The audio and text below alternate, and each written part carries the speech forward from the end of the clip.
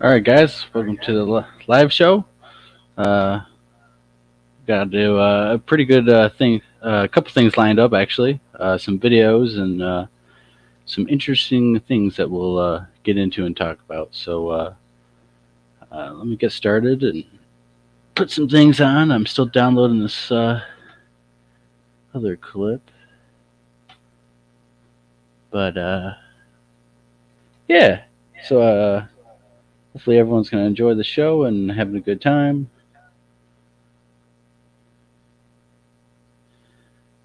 All right. So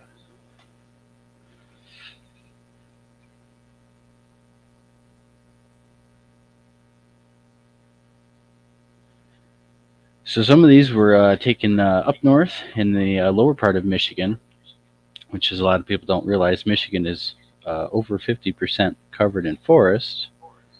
And the lower Michigan is a very substantial habitat system for Sasquatch and Bigfoot and Dogman and whatever cryptids. For a number of reasons, Michigan has a lot of water resources and river systems throughout the state. So you're never more than 4 miles from any major water source, river, pond, creek, or Great Lake. You're actually never more than, I think it's like 260 miles from a Great Lake. So getting access to water is pretty easy and stuff, so they don't really have to worry about that. But in lower Michigan, there's a lot of cornfields. And going into the fall season, the corn is going to be up, and it eventually gets to about 12 feet. And the target species spends its time in the cornfields, bedding down, hunting, doing a lot of activities in the cornfield, hiding through the cornfields, because just people don't go walking through there. So that's what they're going to be heading out and doing this season. We have several reports of them actively hunting the cornfields, people running into them, in multiple groups of Sasquatch, doing tactics to drive the deer certain areas where others are waiting, as told to us by a witness. So it's a pretty fun season. I like the fall. And I usually find a pretty good evidence in the fall. The leaves are changing colors, dropping on the ground. It's more noisy, and also you can see better.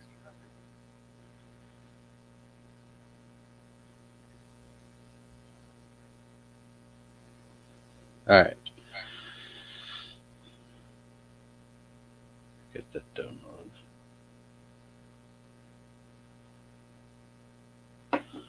All right. So we got this going.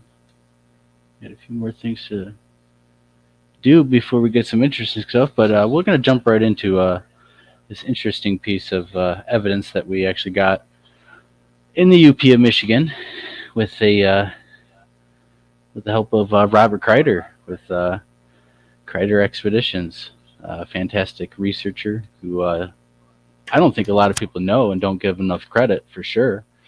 especially the younger generation in terms of knowing him.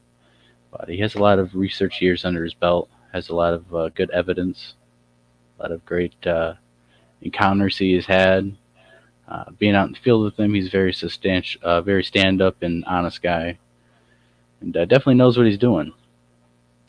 So learned a lot from him. Learned a few things that opened my eyes a little bit on things, and it's always nice to have a different perspective and be introduced to new things while out in the field. So, anyways, the story on this is that we were. Oh, didn't mean to put that up there. We set up the second camp, base camp, basically in the middle of the woods, deeper. And night one, we were getting a lot of activity, howls and tree knocks. We set up these. Robert had these little mini cameras that can shoot IR in the night, and they shoot the better IR level at 940, I think 944 nanometer. That helps eliminate animal species from seeing actual IR light. So these cameras were placed around the camp, and they actually did, in fact, catch some eye shine that was off the ground. The camera caught it. We actually noticed it. Jason Kenzie noticed it when he was viewing it off his phone through Wi-Fi capability, and so noticing that, of course, it was recorded, and people started seeing it. I know a number of people said they had seen it, and it was about 8 to 10 feet off the ground when we actually went over there and estimated. We didn't have a measuring tape or anything, but estimated from people's points of view. So very, very interesting stuff. So we're going to show a little bit. This is actually one clip of a number that we actually have of this happening. So we're going to play this a little quickly. StreamYard, it's always, every time I switch the menu, it goes back. So here it is. Let's see what you guys think. Oh.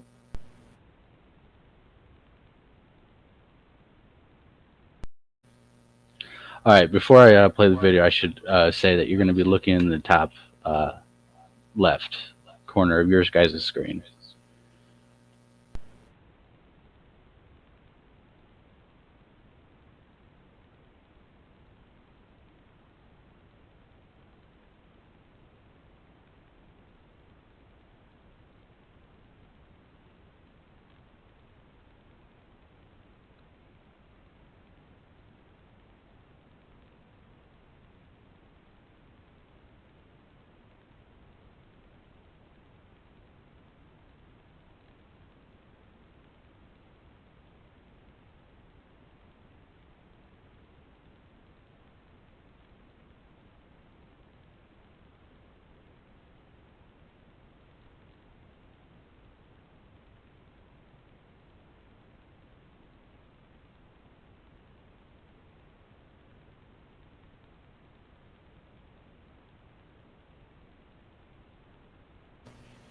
So as you guys can see, that it's pretty bright. It's picked up and opened up pretty slowly.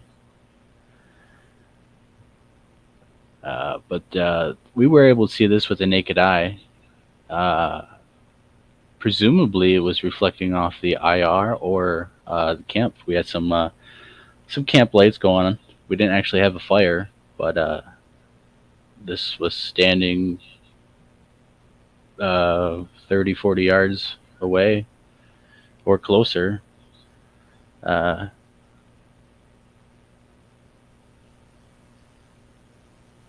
you can tell, we had activity. We actually had a lot great responses and calls being made, and so we actually had this very close to camp. And it was just one of many things that had happened, and many more that had happened after this. and so it's going to begin to disappear. It's actually closing its eyes very slowly, or doing something. And as you can see, it is completely gone. So that was actually caught on Robert's minicam. That great device, great device, and very great value. I suggest you check out and message Robert Kreider Expeditions and stuff. He has a ton of great equipment that was field tested, definitely on that expedition, but he has field tested in New Mexico, and definitely definitely earn their value for sure as researching equipment. So get your hands on some of that. Um, I mean, so that's what we got. I want to know what you guys think.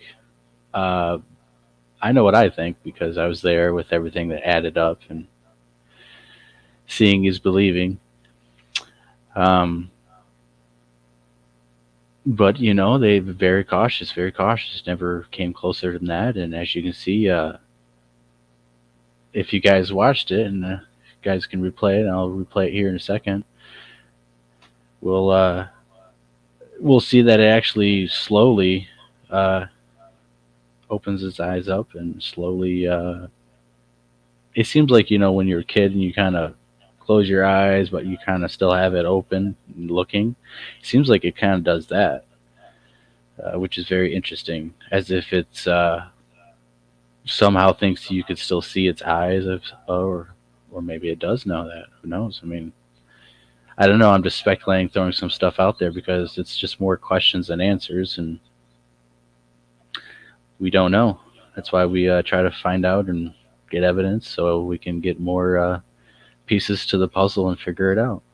So here.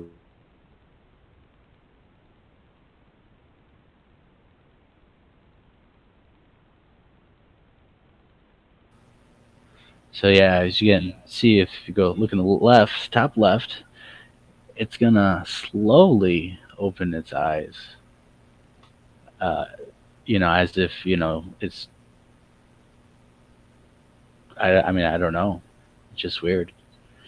You would think if it was a normal animal, its eyes would be open and moving around and uh, doing other things, whether it be a bird, an owl, or a rodent, a raccoon, or something. It'd be moving around and possibly see both eyes if it's looking this way instead of one eye.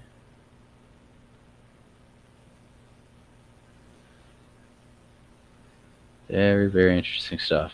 And I think this is actually on day 2 of the second base camp.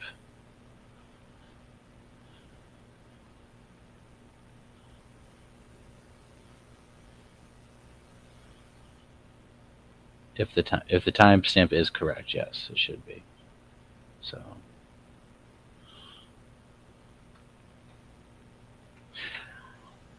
it's just very interesting, how if this is a Sasquatch, um, it's only using one eye, and it seems to be very stealthy, as it seemingly doesn't move at all, and slowly closes its eyeball. Um, and these things were around the camp. They did come. We did get a lot of audio, a lot of stuff that we pulled, and a lot of stuff that still has to get looked through. Um, we definitely got some interesting stuff from this night, the night before, and of course after. Having multiple people in this research expedition hear stuff, have very close encounters of stuff walking up to them and walking away a few steps, only a few steps. Walk up a few steps, stops, walks a few steps away, and that's it. They don't hear nothing else.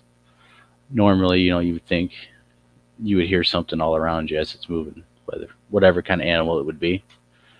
We'll play that one more time, I guess, for you guys. So again, the top left, and you don't know how big it is from the video, but our estimations were at least 8 foot, 10 foot, maybe bigger. Definitely no smaller than that.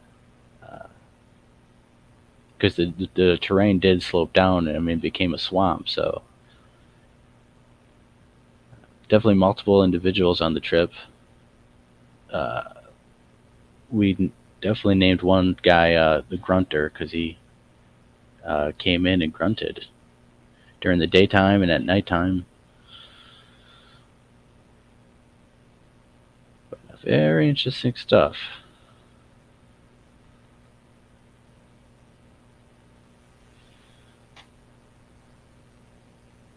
Very curious, the Sasquatch in that particular area, very curious, and like all Sasquatch, they observe and observe and observe and analyze and whatever they are computing to determine what each individual is like, will do, what will likely happen if they do this, that. I think they analyze every little aspect of each person, of the situation, of the equipment, of what you're doing. They reference it upon years of observation they've made from humans since of course the white man came over and from Native Americans. So if they're in the woods observing humans every time they go in the woods, I think they get a pretty good idea of exactly what kind of items and gear, what you're doing. They can fit the puzzle pieces together to basically get a gauge of what your group's doing, but what individuals are like, maybe even like other animals, dogs and cats, and certain animals can sense and can read human expressions and faces and emotions. Dogs and cats, especially. Maybe Sasquatch can too, or has learned, and as a hominid of itself can read, has facial expressions, and of course, so it's going to register the same. And so when they observe people doing things in the woods, they get a framework of, can probably read people. And of course, they choose the situation. They choose what happens with what individuals and for whatever reason, of course. And Sasquatch are very dangerous. Don't get me wrong. I've been very close and got lucky and had some amazing stuff, but these things could turn on a snap and break your neck. You go missing. I mean, it's all fun and games until real stuff starts happening, and you're out there in the middle of the woods, and you know you're faced with life and death. So a lot of people joke and make fun of Sasquatch and Bigfoot researchers or any cryptids, of course, paranormal stuff, but Bigfoot especially, with hoaxes and memes and stuff. The news, of course, always makes fun of stories, even if it's scientific or whatever. The news person will giggle or whatever, and that's to denounce the subject in a way that you already are precognitively amped to denounce it, to scoff it off. So, I believe Bigfoot is real 100%. I know, I don't have to believe, I know from 18 years of experience going on now, that these things are definitely real. And there's other things, of course, experiencing, but they always raise more questions than answers every time I have activity, go out and experience stuff with people or by myself. It's very interesting how these things operate and how they seemingly can remain quiet, being 8 foot tall, 10 foot tall. I mean, they will spider crawl, and they will be as silent as ninjas, I guess. I mean, from personal experience and having trustworthy friends and eyewitnesses right next to me, I mean, these things are quiet. So, don't get me wrong. I mean, it's fun and stuff, but definitely can be very dangerous and should be taken, should be considered with all researching. Because when you do take your kids out or whatever, you can enjoy nature and have fun, but these things do have a temper. And we do have, in fact, reports of them killing dogs, animals, cattle, ripping cows in half, killing people, ripping people in half, throwing them in trees, and peeing on people, walking up, peeing on people's tents, peeing on the person as a intimidation, and just showing you that they are the alpha omega of the woods, basically. These creatures are the boss of the woods. They can do whatever they want, so you just better be on their good side. And so a lot of Native Americans have different viewpoints on this, but the ones in my area of Michigan and a lot of Canada, actually, the Algonquin linguistic dialect of Indians, which encompasses a bunch of tribes, but basically, honesty is the name they give for Sasquatch, which is interesting, I think. Honesty. That's a trait that they bestowed upon the Sasquatch of their teachings. They have traits of the beaver and the bear and the eagle and stuff, but they have one of Sasquatch, and it's honesty. So I wonder where that puzzle piece fits exactly.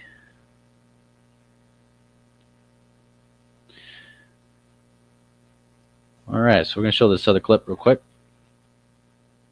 See what you guys think. There's my other half.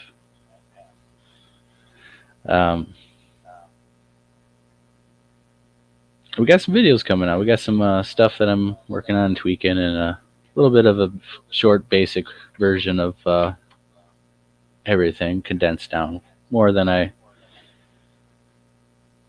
could, I guess, do, but it's very condensed down to have the basic encounters that we've had in the past year, 2 years, and going back, kind of working on the older stuff too to revamp and show. So it's very could be very interesting.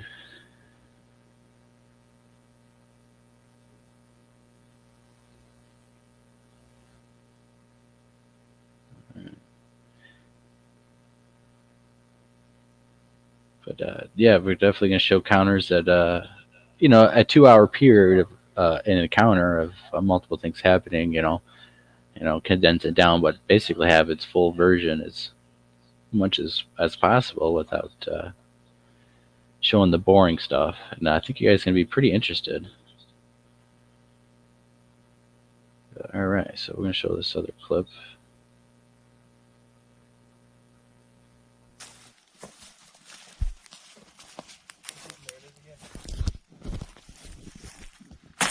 Yeah, something's following us.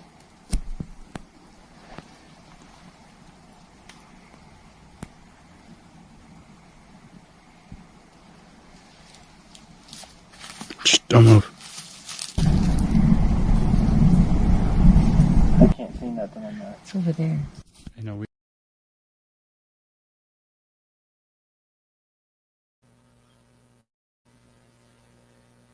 Just a little something, little sneak peek. Actually, that is one of a few things actually we had moving all around us in that particular expedition.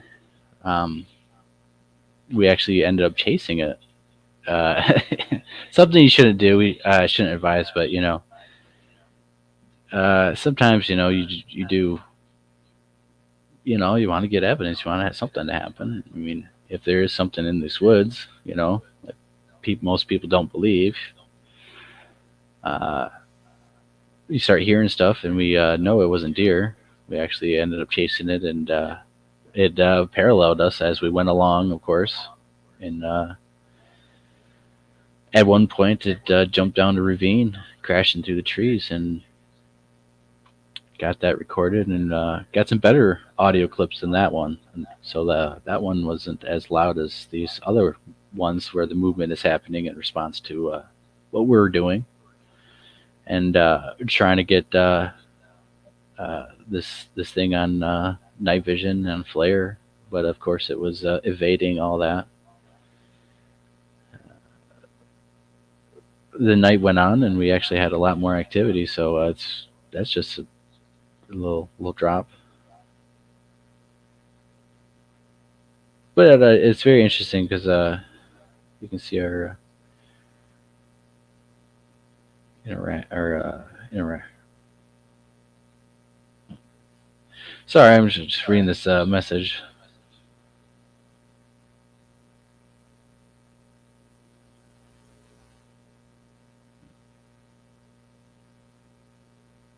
All right.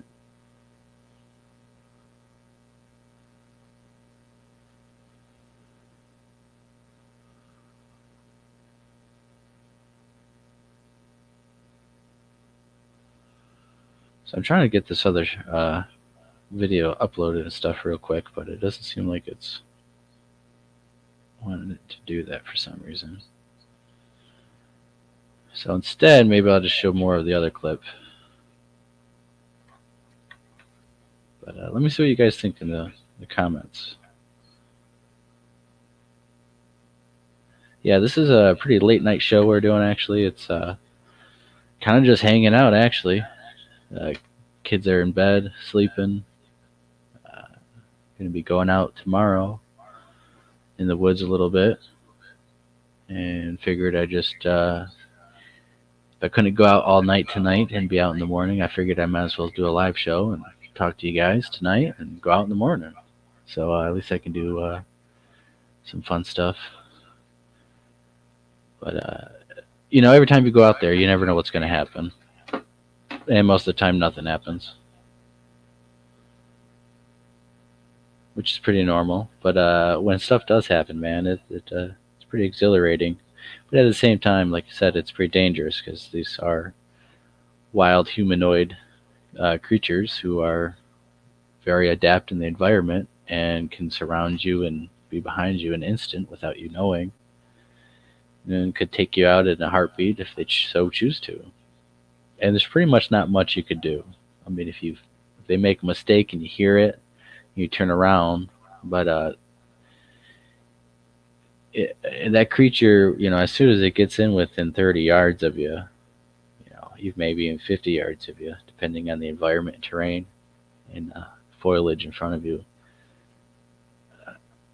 It's going to be on you within a split second, whether you're going to try to get a gun up or not. So the best thing to do in any kind of situation is kind of have it respect and play it cool, because if you make them mad in any way, that's just opening the door that you don't want to go down. So in my experience, going on 18 years with multiple encounters, close encounters, you always want to play it respectfully and calm and feel the situation and sometimes leave. It just depends.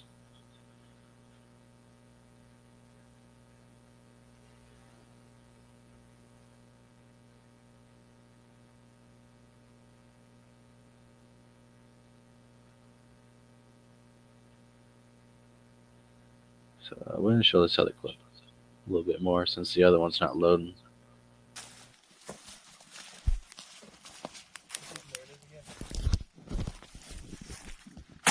Yeah, something's following us.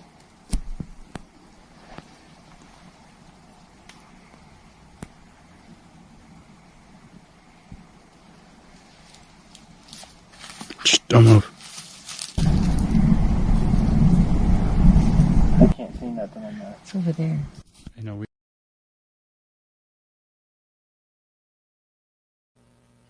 Yeah, we're still. Unfortunately, everyone's moving in the leaves, but it's there. It gets better.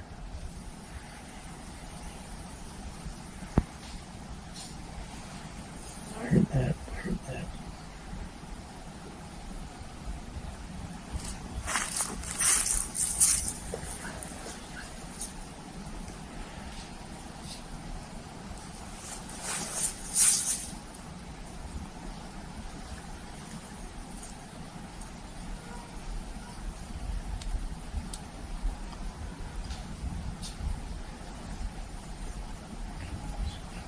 He was gone. Yep.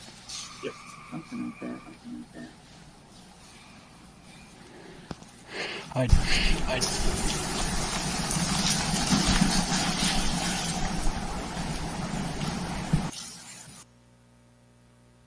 All right. So as you could tell, the one of those clips, it was actually pretty loud footsteps that you hopefully guys heard.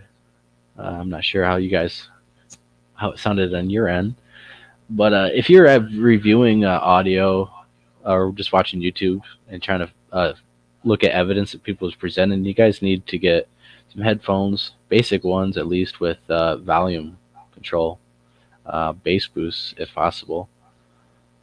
Just even though it's just the basic cheap gaming headset actually will actually have all that built in for 10-15 bucks, and then you can hear it even better after people have enhanced and stuff, because I know sometimes I listen to stuff and have these, and then when I try to make it up on the computer, it's not as loud, and it's like, oh yeah, I forgot. So if you guys really want to get listening to some good stuff, make sure you get some good headphones, because you can hear a lot better. It does a better sound quality through the headphones, and the better quality ones, you can get, it helps distortion and all that too. So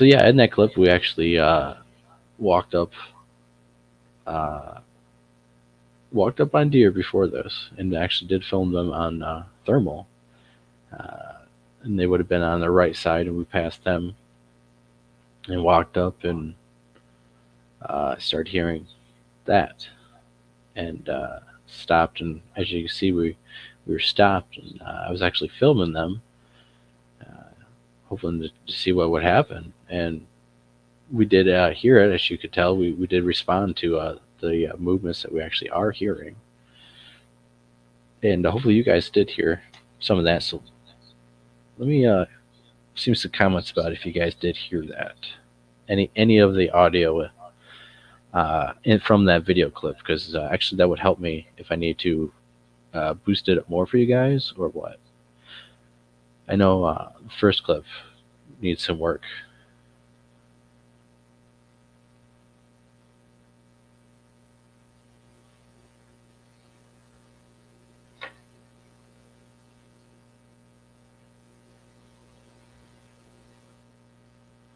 Yeah, Sasquatches are pretty amazing in certain situations. They were basically playing with us, honestly, because going after a Sasquatch like what we did, actually running in the woods. Again, if it really wanted to, it could just turn around and grab you, and you know. So it's choosing to run away. It's choosing to parallel us. It's choosing to respond to certain things we are doing, certain things that we try.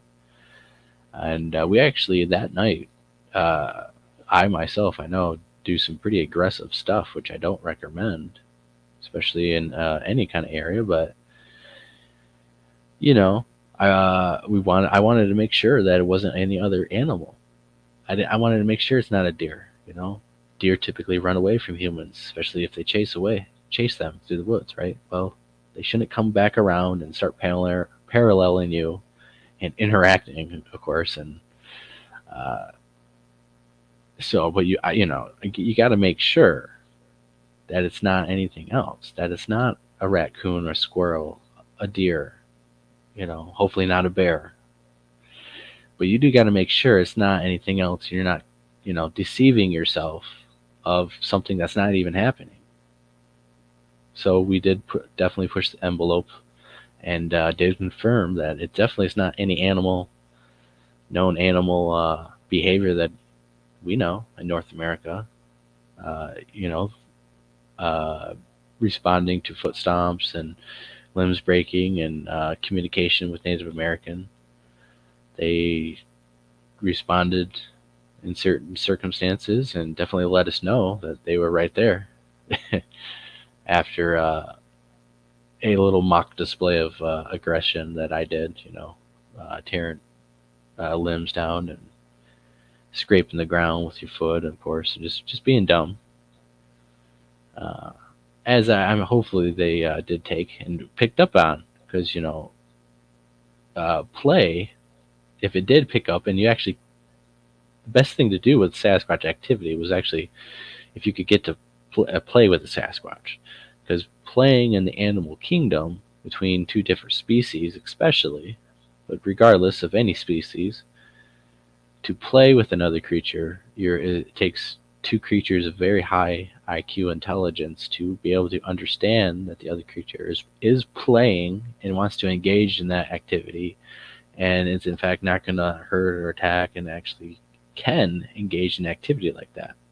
There's many examples, like the famous one I'm going to use is a polar bear and a dog. The polar bear was observed and recorded meeting the dog, and they both communicated basically, or however it went down, and they started playing with each other. And that bear returns every year to play with his friend when it's in that area that particular time. So it's very rare, but it can happen, and definitely animals in the animal kingdom, like foxes, will sometimes have been observed walking with bears, and seemingly not hurt each other. Of course, go after each other. So it takes typically animals of high IQ, but to especially play. So where I'm getting at is, if we did engage in some type of play activity, whereas we're trying to do all this dumb stuff and it's responding, and it's we're chasing and it's just running around. And I do have a gun on my shoulder, actually, and we do have all this interaction activity going on. So the gun, a rifle, had no factor in the encounter of whether or not this thing wanted to get as close as it did, or do all the things it did. Did not have any bearing on it. Maybe it was a little cautious, but it was as close as it's close. It's pretty close of how close they got. It seemed like, from what we were hearing and experiencing.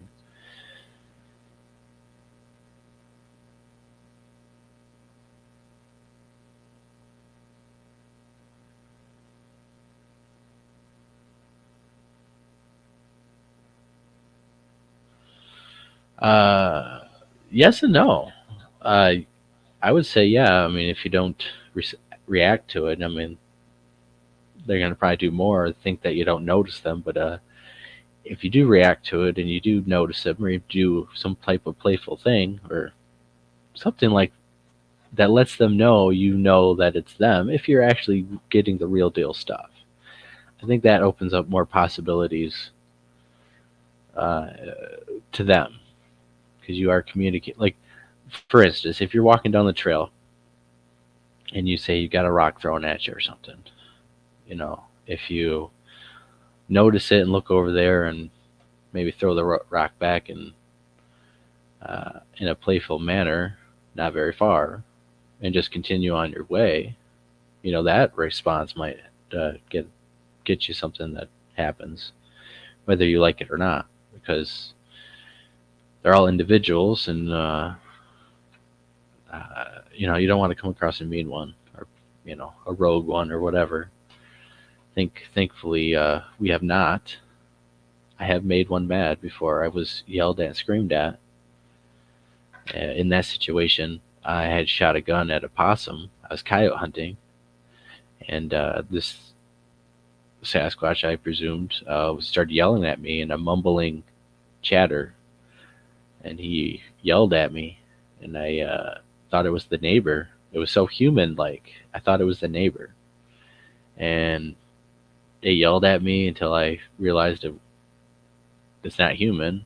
It's not speaking English, and he started coming down towards me, about 100 yards out. If he was right directly parallel to me, he was 100 yards out, but he was, I don't know, another 200 yards that way, and he was moving until he got to that parallel spot. And he was yelling at me, and the female was bickering, talking to him in such a manner that it seemed like, to me, my observation, it was like a husband and wife bickering and arguing, and she's trying to stop him from doing something stupid to me. And when they got directly 100 yards out parallel to me, they went quiet. And I lasted 15 minutes out there because you could hear him creeping up. You know, you experience that, it goes quiet, and then you hear stuff, you know, going back inside. Yeah, for one, I made the thing mad, and it's like, do you really want to push it? You know, that was enough confirmation for that night for me.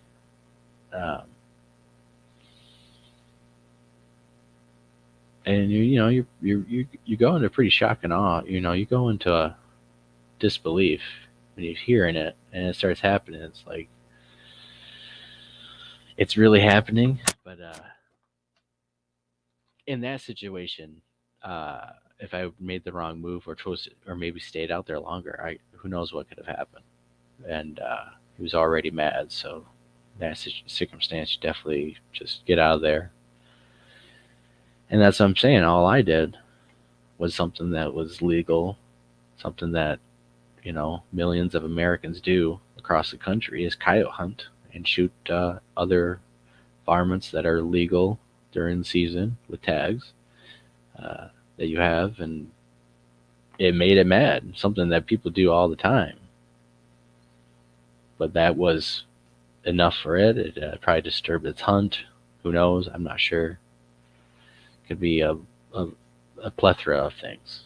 But that normal activity that Americans do all the time, hunting, that gunshot made that thing mad enough that if that female wasn't there, and this is next to the houses, this isn't out in the middle of the wilderness. This is there are 4 houses, and this thing is in between 2 of them. There's a house across the street that's parallel with the house I'm at. There's a house probably 150 yards outside of the wood line that these creatures were in between that house in the woods and where I was at. And they were across the road next to another house. And this thing was yelling at me, not caring where, you know, not giving any kind of care about those houses or people that might have woke up. This thing was yelling at me, and it was in between houses, you know. So these things, you know, they do whatever they want, especially when they get mad or emotional, because the tone of its voice was pretty emotional. It sounded very human. I instantly could recognize that, 1, it was a male. 2, I thought it was the neighbor yelling at me because I, you know, shot the gun off. So it presumably sounded very human-like, and my body responded in a very human fashion to hearing another human yelling at me until I realized it wasn't English.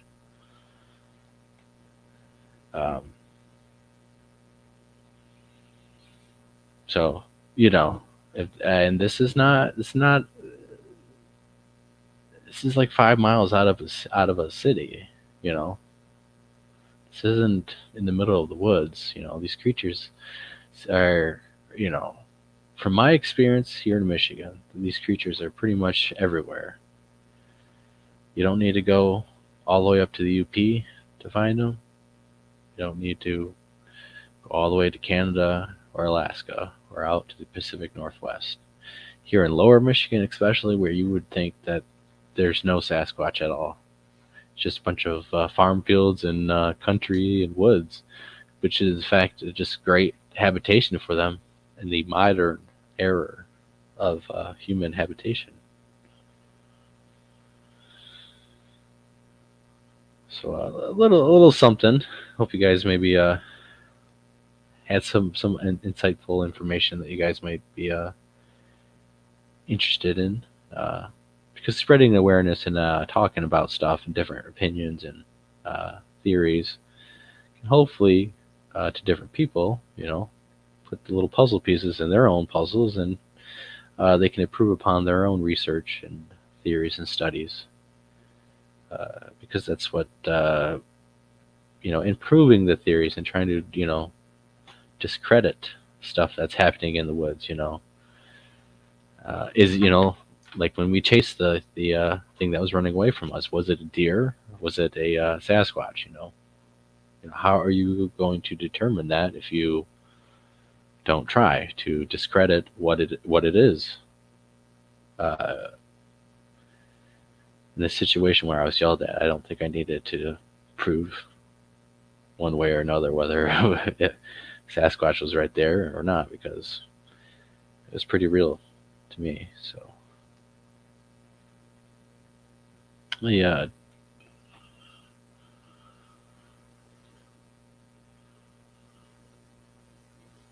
Yeah, it's getting pretty late.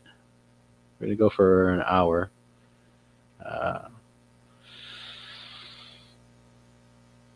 Yeah, staying up late working on videos, trying to crank out some stuff, some basic stuff, some just presenting the evidence basically of just what happened. I mean, nothing special, but so you guys can hear and see what how we react and what's happening, and as real a time as it is, condensing stuff, so be watchable, but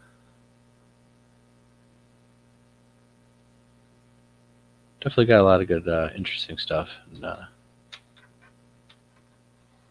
you just got to get out there and try. All the people who are starting and stuff, I would recommend is if you're just starting out with Bigfoot research, you should read John Green's books.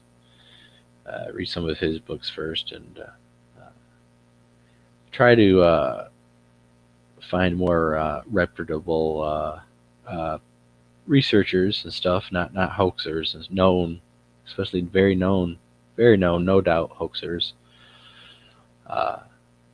And should try to strive to find the people who are trying to disprove the stuff that's going on, not to always, everything's Sasquatch. But there's a lot of Sasquatch activity in some of the woods, so sometimes it does get hard to discern, but that's why it's your job to look at the details, especially with tree structures. Anyone can go out there and take a picture of some trees, that fell over or whatever, and say it's a tree structure. But to actually go out there and investigate, look at the details of it, and to truly determine, to the best of your knowledge and abilities, if that was natural tree fall or if it was true manipulation by Sasquatch or some other unknown thing that's doing more than or doing more unusual stuff than what humans would do. Because we don't know if other things are doing this stuff. We presume that Sasquatch is doing this, but I have personally seen, I guess, Dogman, a wolf, huge wolf, run on its two hind legs like a human. So that just opens up a whole door of cryptids in what's really out there. I mean, I've also experienced, some other type of skinny goblin humanoid, basically like the rake type of creature, or a from the Hobbits and Lord of the Rings, Gollum, the ring keeper. He looks like that, except for it was about 7 foot tall, and whatever it wasn't human. So you have definitely three different times that I've experienced stuff and seen stuff where it wasn't human.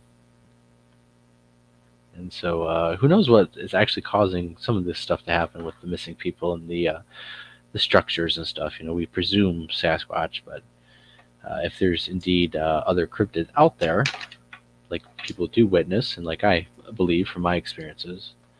Maybe they are doing some of this. Um, Trying to prove Sasquatch is a huge endeavor in and of itself, but to try to prove these other stuff uh, is like starting at the bottom of a mountain. At least Sasquatch evidence has worked some of the way. I don't know how far it is up the mountain, but it's definitely first in the race of proving anything. So,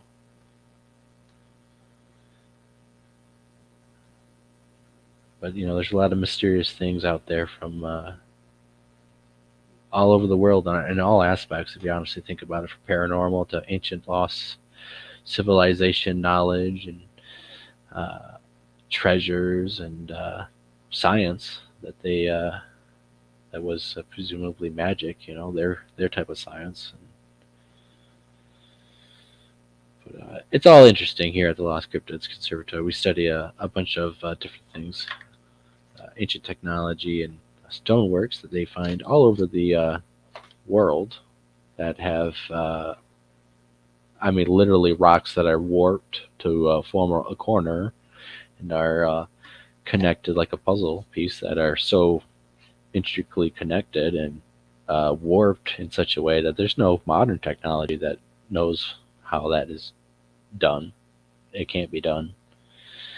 There's just a whole list of evidence of this type of ancient architecture, knowledge, and techniques all around the world that seem to be very old, older than most civilizations and cultures would say they are.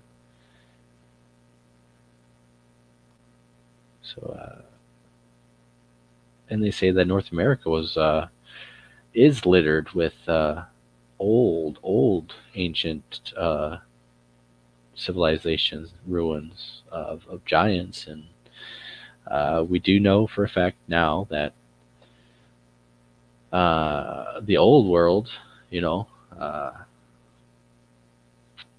ancient times, especially Greece and stuff, and the Chinese came over, and we do know that a lot of cultures came over to the Americas at different time periods throughout history.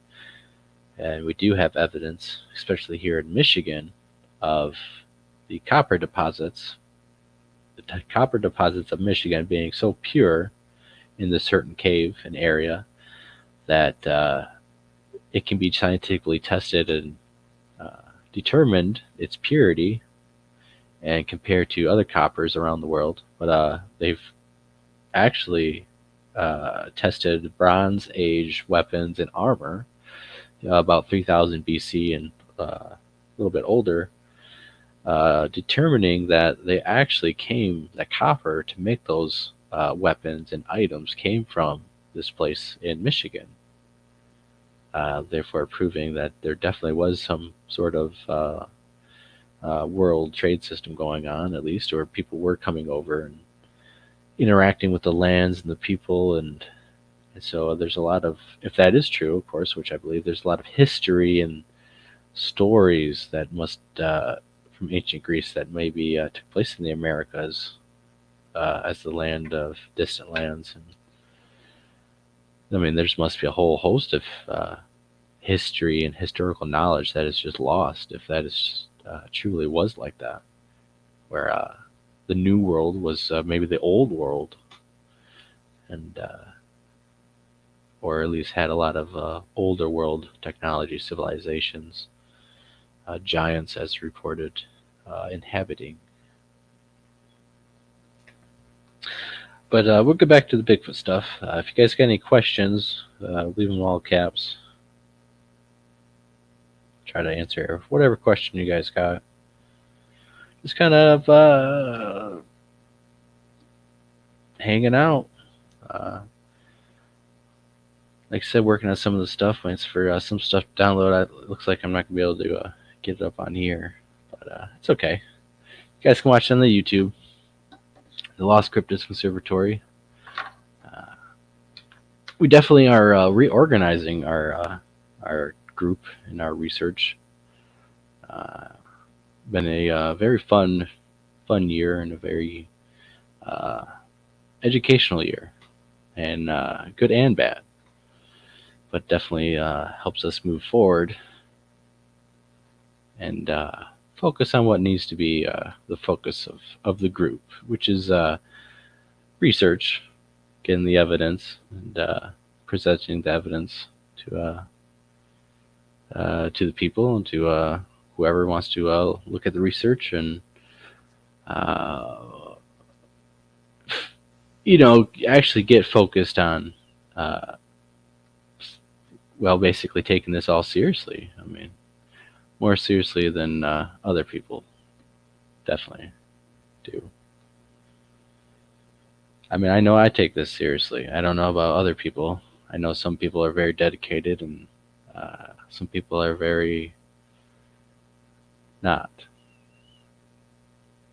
So, but I think anyone who actually does go out there and try to get some type of evidence, or even just on a hike, is doing something. At least they're doing something.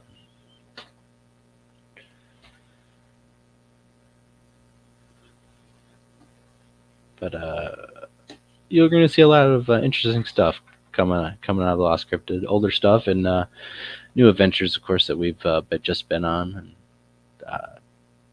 got some good stuff planned. Got some good, great areas that going to be exploring and diving deep into the woods where you can't get no cars and vehicles into.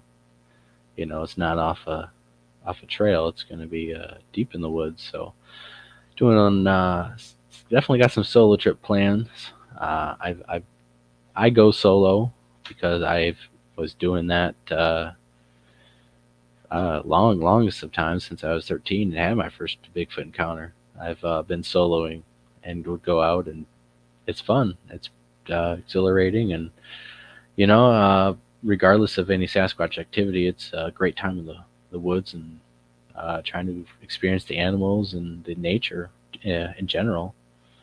Sasquatch activity and anything like that is just icing on the cake, honestly. But so we got some good stuff planned through the fall and winter, actually. Winter investigations and overnights in the woods, solos and groups.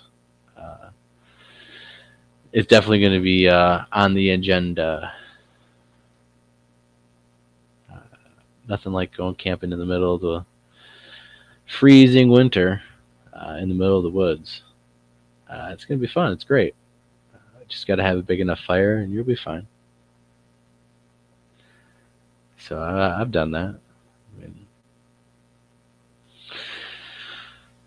all right.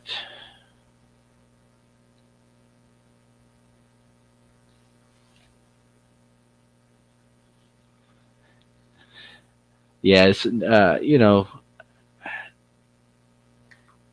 I would, I go solo.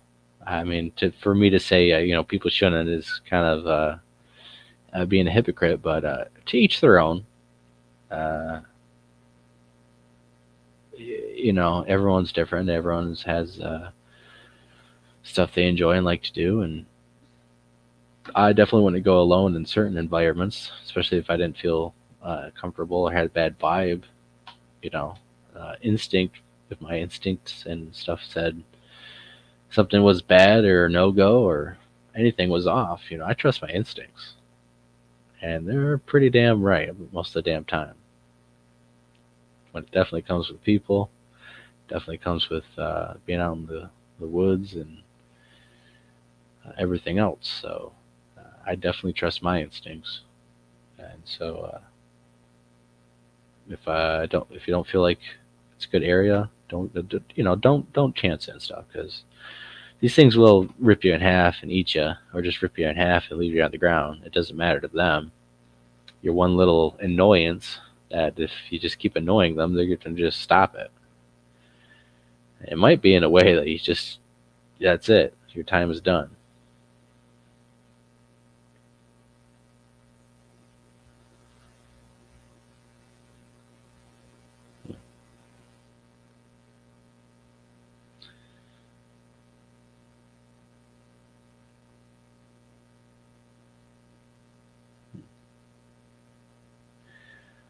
But again, I think most of the time, well, I mean, I would think, from my experience, at least here in Michigan, some of the places I've been, maybe it's just luck, who knows.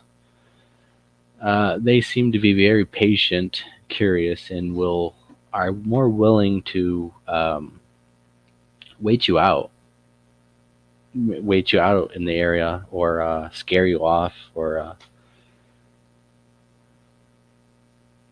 and see how you react. And depending on that is really what they're going to do or don't do or decide. I mean, it's basically what it comes down to is from their observation whether or not they're going to mess with you or leave you alone or have some type of interaction that just goes above and beyond the norm. Yes, I definitely am speaking at the West Branch, Michigan conference, uh, September 25th. That's in West Branch, Michigan. I do not have the address on hand. I could post a flyer. It's been about an hour. I'll do it on the next show. But yeah, I'll be speaking at that conference. That was Sherry. She's a fellow Lost Cryptid member. She's a sweetheart. And yeah, we're going to be up there.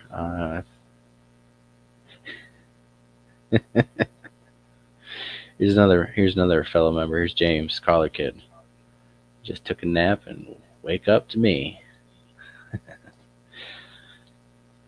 Yeah, I did a nice late night show. Showed a little bit of evidence, a little bit of sneak peek of some stuff earlier. So you definitely want to take a look at that, James.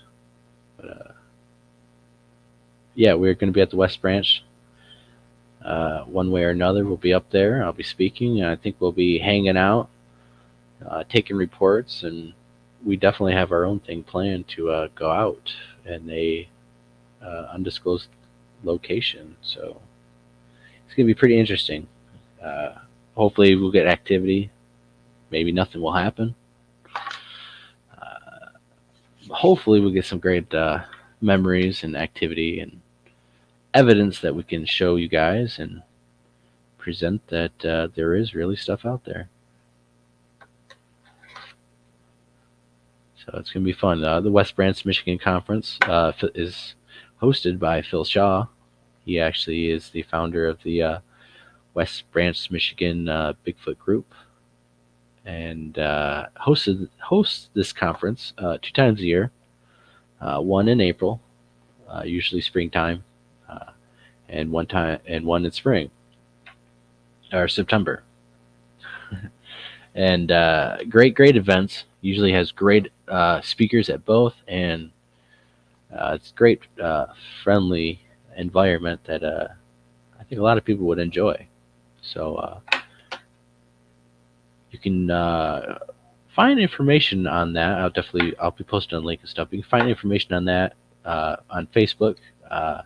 You can type in West Branch, Michigan Bigfoot, or I think it's actually called West Branch Bigfoot Discovery Days on Facebook, and it should pop up. It should have an event or some sort of post that you will be able to find, and that you can see the information on. West Branch is actually in the middle of a huge range of sightings. It sits in the middle of basically the hot spot of sightings, and is considered the capital of Michigan Bigfoot, thanks to Phil, who got that passed to the city. So it's a great place. So we'll hopefully see some people there.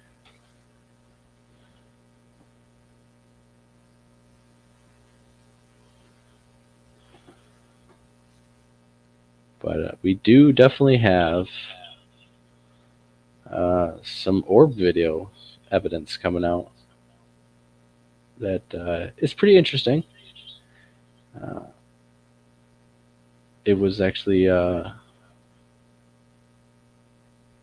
the ground and basically flashing at us, and was captured on a GoPro in pitch blackness. It definitely was not a firefly, and we actually walked up to it and stepped onto the spot, and when we walked away, it was still blinking. So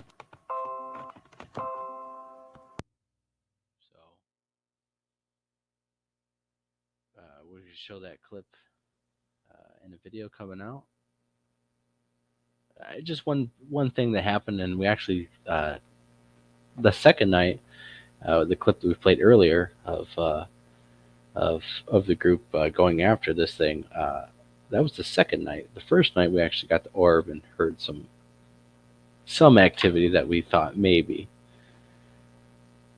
but that second night we as I showed that clip, we started hearing stuff walk around us, paralleling us, interacting with us, reacting to certain things we were doing, and definitely determined it was not a deer and any other animal interacting with us. And so the orb clip evidence was actually in that same area, but a night before. And it's pretty damn bright in terms of for it to be picked up on the GoPro, because the GoPro has no IR and doesn't have any. It has a very small camera system, so very very small shutter to pick up lights, and so it's not a great. It sucks during the darkness, sunset even. It's not really that good. But whatever this orb was bright enough that the GoPro could actually pick it up. And it is very small. It is pretty small. I would say, it's maybe. I would say maybe from a quarter to a golf ball size light.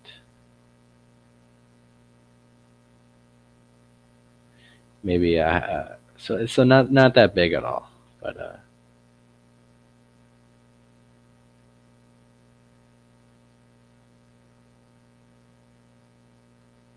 it definitely showed up, which is very interesting because I don't know. I don't know how to explain it. It wasn't a firefly, and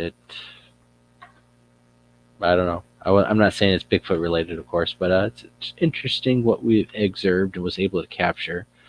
It's not like it's the best clip ever, but it is something that is happening in the woods of Michigan. So.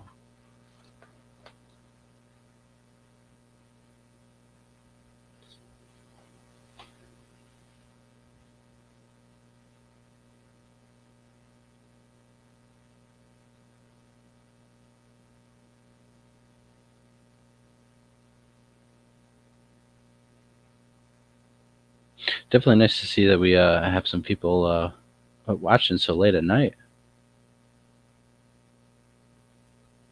I'm glad you guys are enjoying the show. Listening to me talk and wander off on different subjects and topics with what I personally think from my experience that Bigfoot do and are capable of.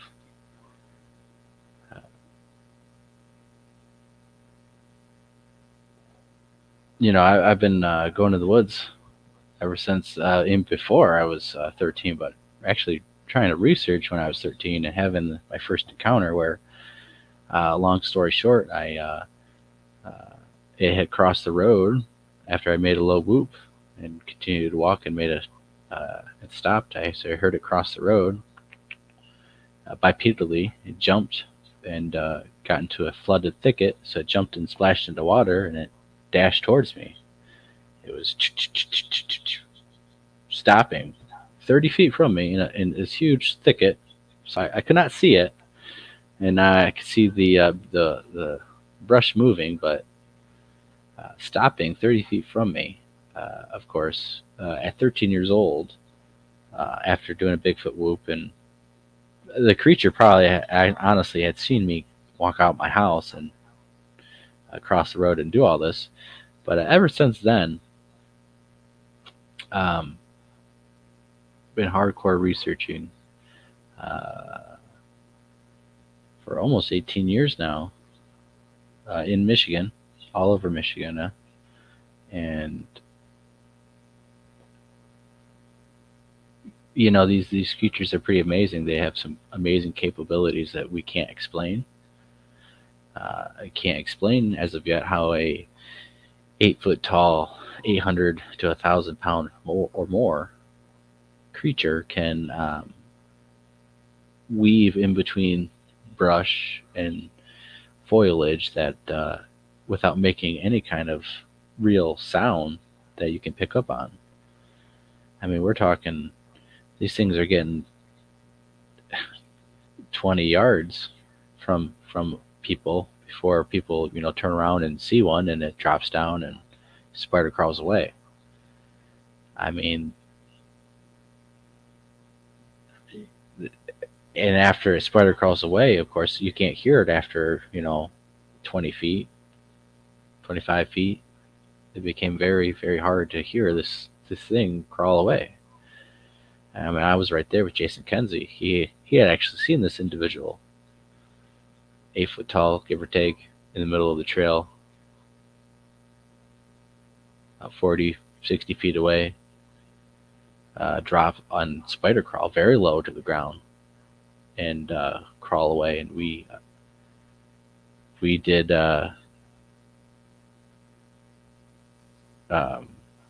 we didn't hear it after it went into the woods and foliage, 25 feet. I mean, it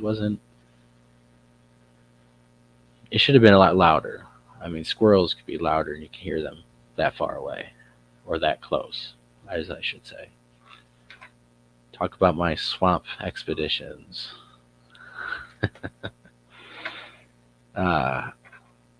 Actually going into a swamp, we're getting wet, you're getting into water that's above your waistline. Definitely, I've personally done that a lot of times, and I've definitely taken the group and into swamps and stuff.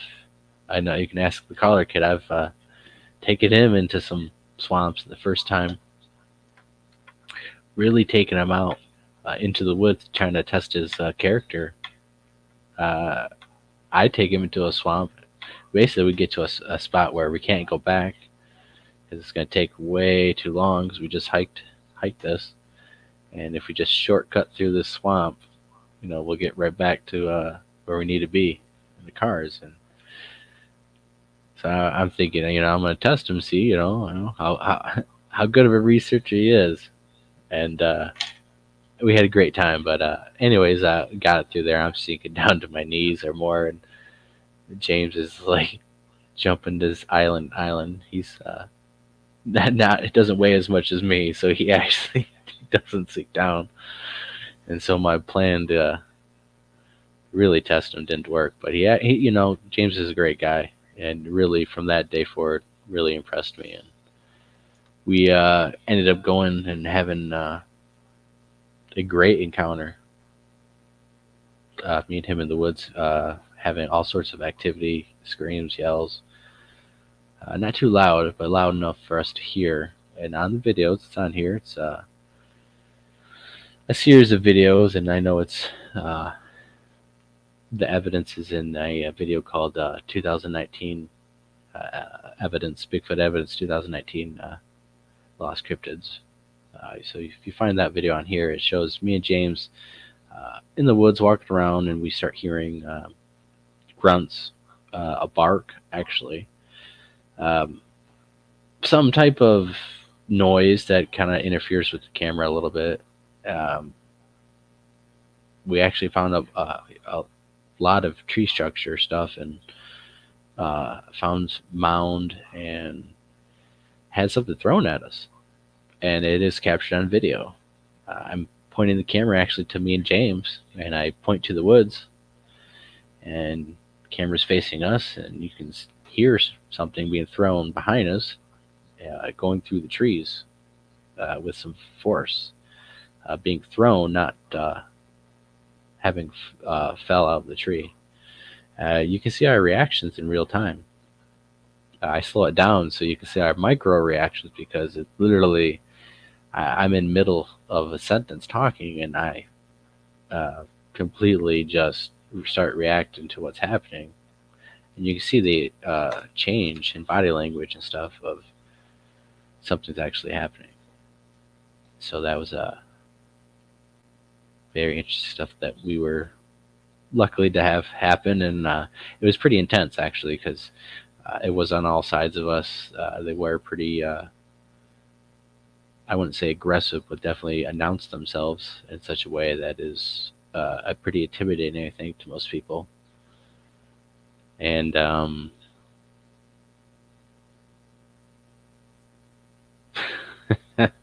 Otter, talk about my exploration of the beaver dams of Dewey Lake. Yeah,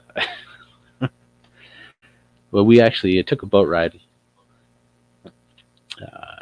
And this is actually a video that is coming out. I've been looking at it and trying to find any Sasquatch on video, but we didn't get much evidence, actual evidence from that location, or Dewey Lake actually, on that expedition. But we did find some structures and got some reports. But basically, anyways, we get to this place where there were sightings of the local legend of the Dewey Lake monster, where it was said to come down and visit the lake. So we're actually in the spot where it was supposedly visiting at night. And we walk. There's this beaver dam, of course, and we land at the beaver dam and we do our exploration. And I do, in fact, sink down to my waist in one spot out there. It could have broke my leg if I would have fell wrong, but I literally just took one step and my whole leg just went right down. Everywhere else, it was solid ground. So it just shows that you never know. But on the way back, I was at the beaver dam and I got my muck boots on and I just stepped on this puddle next to the beaver dam, and I go down and I realized that it's not a puddle; it's the entrance to the beaver dam on the land. And I go down, and my foot goes right up in there, and you could fit right up in there, no problem.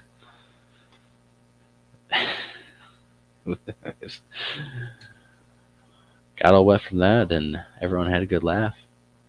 Got it on video. It doesn't show the inside or anything, but I do have the GoPro filming, so.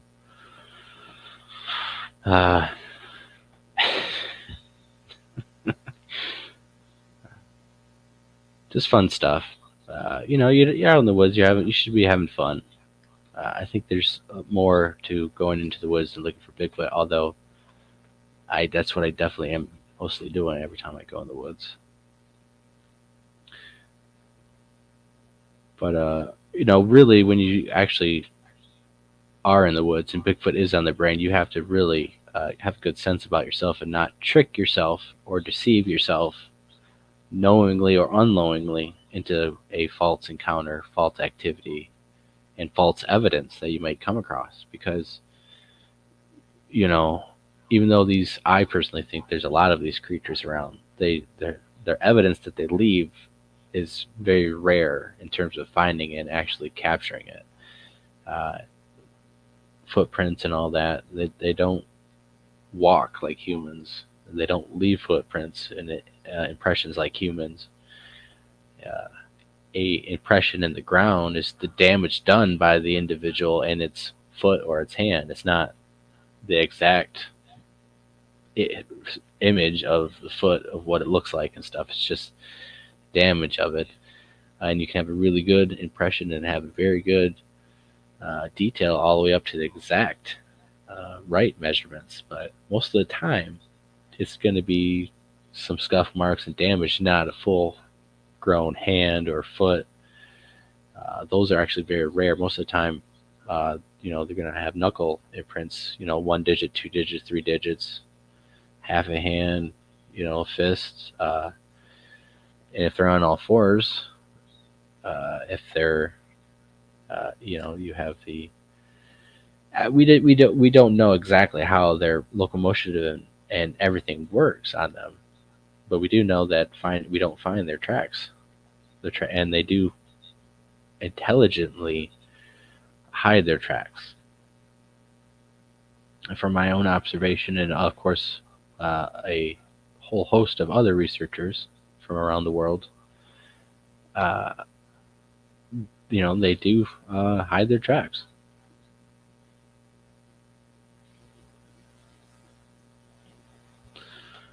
So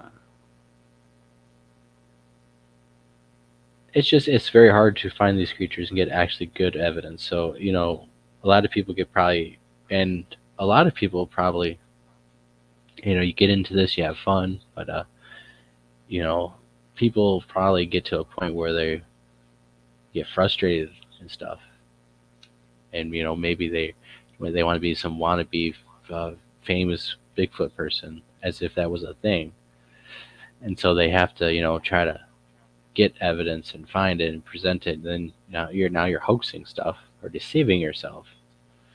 And I think that the real deal researchers, real deal evidence that is shown, has a hard enough time trying to squeeze through all the bull crap and fake stuff to be seen, to be judged and passed around.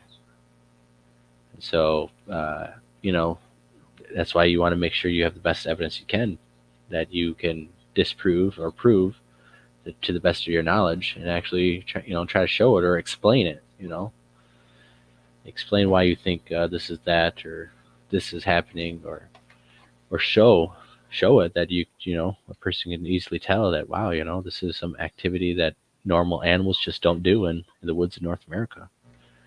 Not hearing something and saying, oh, there's a Sasquatch. And, it could be a deer, a bird,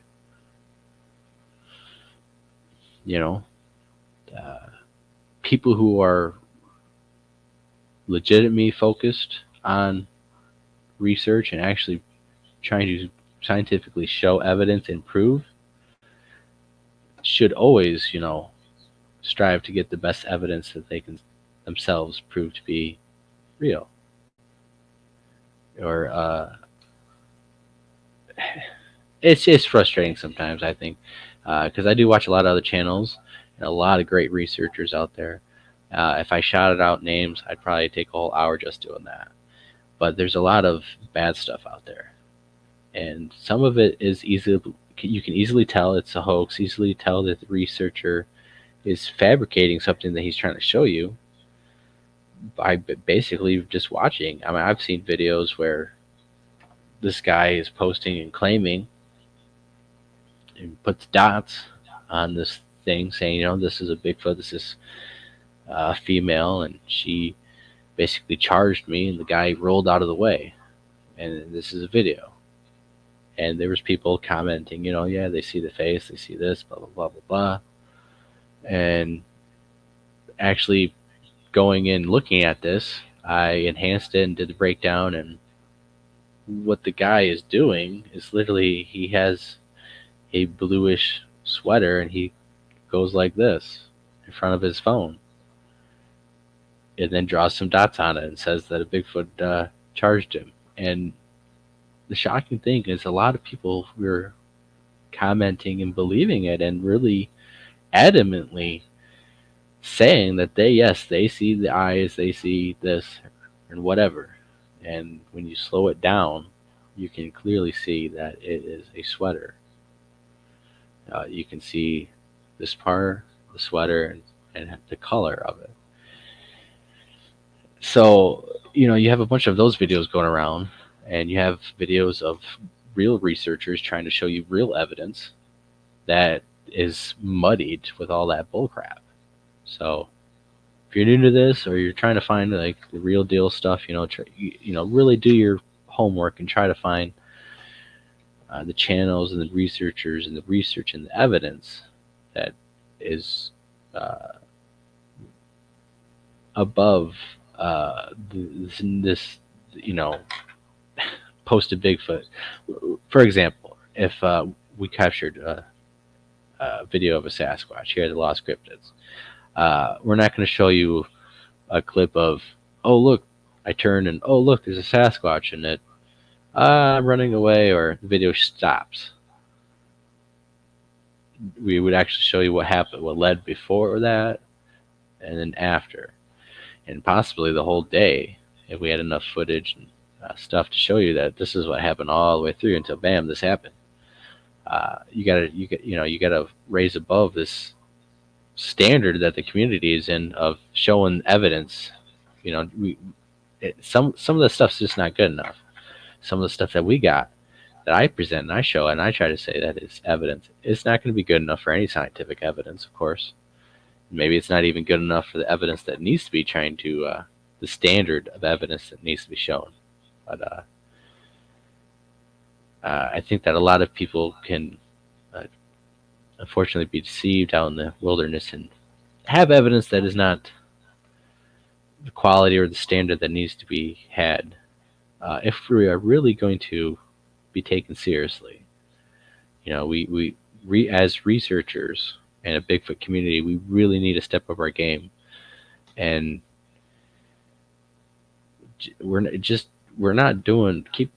we can't keep doing the same things we've done for 50 plus years.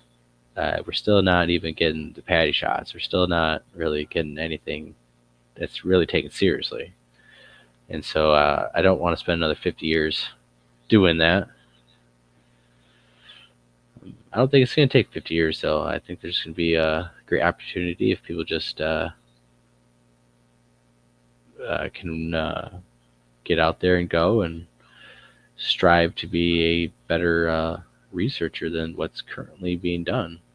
And I know it's not a smack or a judge on anyone else. I'm just saying, I think as other people are saying that, maybe we really do need to step up our game.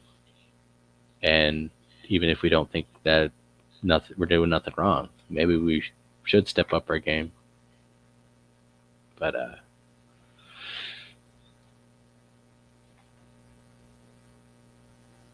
because I take this seriously. So I spent a lot of hours researching, reading articles and reports. And I don't like it when, something's faked, or, maybe someone presents themselves as something that they're not. And they're only doing a half-assed researching job, but presenting themselves to be more than they're not. Because that's kind of fake and a fraud and kind of hoaxing in a way,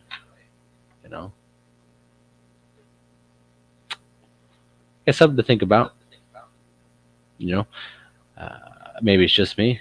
Maybe I just take the Sasquatch too seriously and want to be better than what I currently am being. And I think my group, the Lost Cryptids, is going to be doing that. We definitely have slimmed down in the membership, which is, I think, a good and bad thing, unfortunately. But definitely some positive things coming along.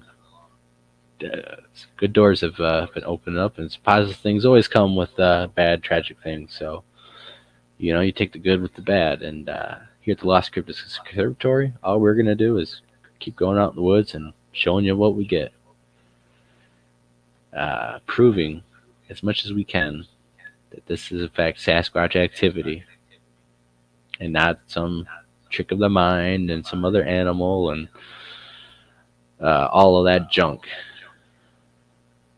Because you're not doing yourself any favors if you just sit there and, oh yeah, it's Sasquatch, and you don't actually try. How do you know?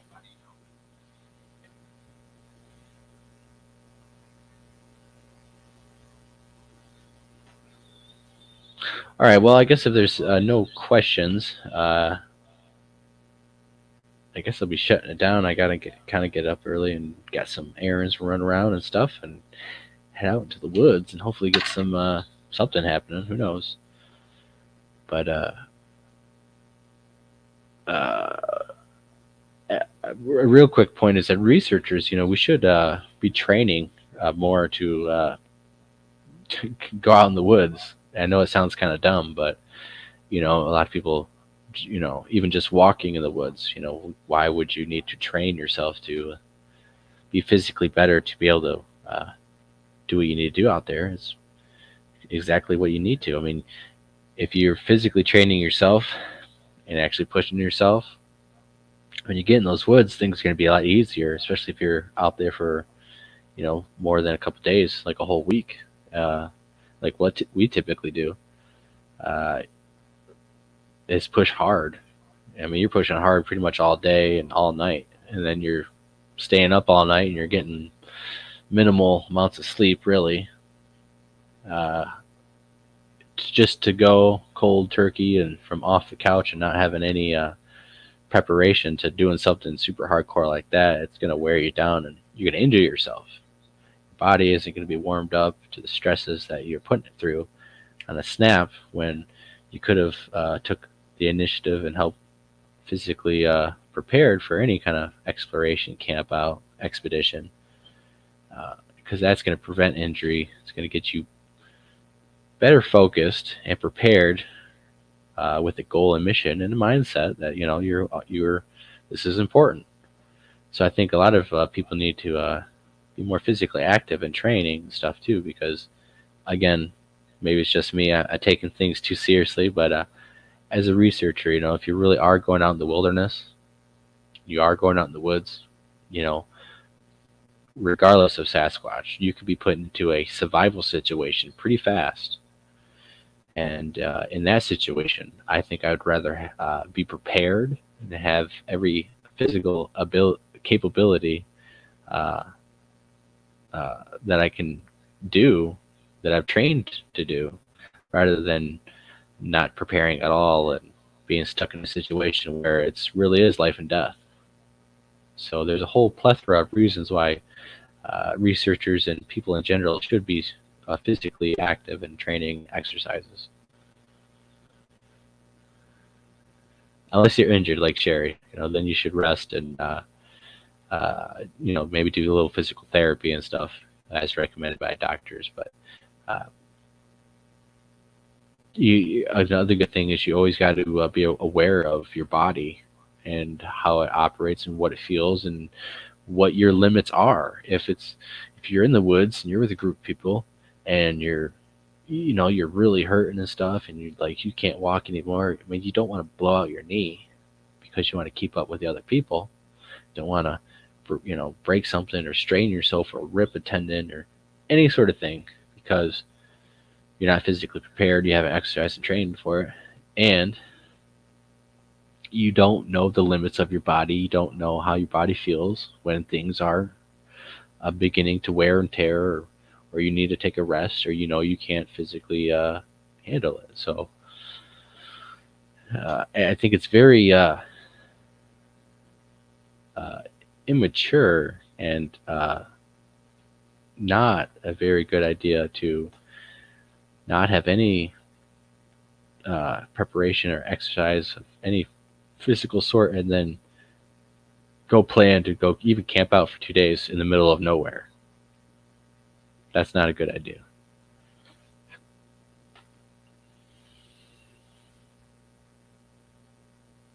We should always have some survival equipment, fire starters, water purifier. I have a magnesium rod, starts fires pretty good. My life straw filter. I can drink any water source that's not chemically polluted. So you do have to be on guard about that. But in a survival situation, I'm pretty set. Fire starter, that, lights, backup batteries, some tools, big knives, some other little odds and ends, fireproof matches, of course. Usually I take a minimal amount of gear, but enough that I can last a good number of days, and if need be, have a way to start a fire. because that's most important. Is in a survival situation, you typically in colder regions and colder weather, uh, you want to get your fire and shelter going up and running first and foremost. You can survive, 3 days without food or 3 days without water, and definitely a lot longer without food. But without fire and shelter, you're not going to last more than 3 hours in some circumstances. So being able to start fire is a big thing, and building a shelter. If you're able to build a shelter, do that, because that's going to protect you in case something happens. I mean, you never know. Going out solo like I do, I don't know if I'm going to break my leg and be in the area where I'm going to be in excruciating pain from a broken leg. On top of, it's going to probably take me a while to get out.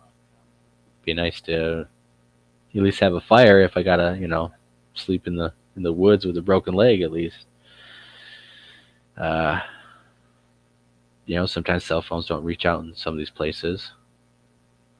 Yeah, sometimes things happen, circumstances, domino effects where, a minute, 2 minutes, either way, you'd have been fine, but you were at the wrong place at the wrong time, and you're in a situation. So you should be better prepared for that, physically, mentally, and with gear when going out in the woods, regardless if you're looking for Bigfoot or any other lost cryptids. Oh, I didn't even mean to put that up, but since you've asked, well, some of the speakers are doing more conferences, and so I'm not going to show their particular presentations until all of them are done speaking for the year. Not to ruin their presentations that people might see at other events, but we will be dropping some here shortly. I probably maybe 1 or 2 this month, and a couple more the next month, and so yeah, amazing presentations that you guys be able to see of different researchers and different subject matters, and very all informational stuff. And we do have more paranormal type of side of Sasquatch and cryptids that were talked about too, because I'm sure if anyone who's listened, and even on this show we've talked about orbs, and we've seen flying lights in the skies, and some other odd paranormal activities in the same areas as Sasquatch. And so we wanted to incorporate some of this more woo side, I guess, if as they would call it, side of the Bigfoot research at the same conference, because people are experiencing these paranormal aspects to Bigfoot. We certainly have. Maybe it's not Bigfoot related, but it's definitely in the same areas. And so, again, you hearing someone's different aspects and theories and opinions can help give a piece of the puzzle to your information, to help you grow and evolve, and maybe it might be the right puzzle piece that you finally present to people that is, aha, this is how they're doing this. We're never going to find out things if we don't talk about it and discuss it, even if we don't agree on what the other person is saying in terms of what's happening. So, but but that's the end of the show, guys. I got to get off. Definitely past my curfew for the show, but it was fun. Had a great time. Hopefully you guys enjoyed it. So yeah, we're gonna have a lot more videos coming out. Speaker videos. I'm just waiting on, again, some of the conferences to be over with, so I don't spoil stuff for them. Not really, don't have to, but it's kind of a nice gesture to do that. These people are paying for, and the people that paid for the Michigan conference, paid to see this stuff. So I don't want to release it too early. And also, the people who have yet to see these people shouldn't be able to have a spoiler. They watch a spoiler on the YouTube. So same thing with the Michigan Bigfoot expedition. We're gonna wait until Jason Kenzie drops his documentary, Searching for Sasquatch 3. It should come out hopefully October, November, I think. We're gonna drop stuff after that, and so again, not to spoil any of the good stuff. I know I showed one little clip here today, but that's just one little clip of many stuff that we've got. So stay tuned for that. I know that's going to be an excellent film. He's going to have great stuff that he's been working on and getting, and he's been traveling to other spots in Canada and filming for that same documentary, which is going to be very good stuff. I think you'll be very impressed and very intrigued with the encounter me and him shared in the Upper Peninsula of Michigan and the expedition we had. Yeah. Lost Cryptid expedition with Robert Kreider and Adam Davis and a whole host of other researchers that we all had a great time, and so the evidence of that will be unfortunately on hold for you guys, but will be coming out. It'll be definitely worth the wait. We definitely got audio that hopefully is going to blow some of you guys away, because it is pretty fairly clear. It's pretty epic, loud, and our response to what's going on should tell you everything, because we definitely are pretty ecstatic of the stuff that we got up there. So without further ado, guys, thank you all for watching. It's been a great live show, late live show. We're going to have some more guests this week, waiting on some confirmations. If not, we'll do another show like this. Maybe I'll get some my fellow members on here and talk about some stories and evidence and go through a bunch of different stuff. All right, so you guys have a good night.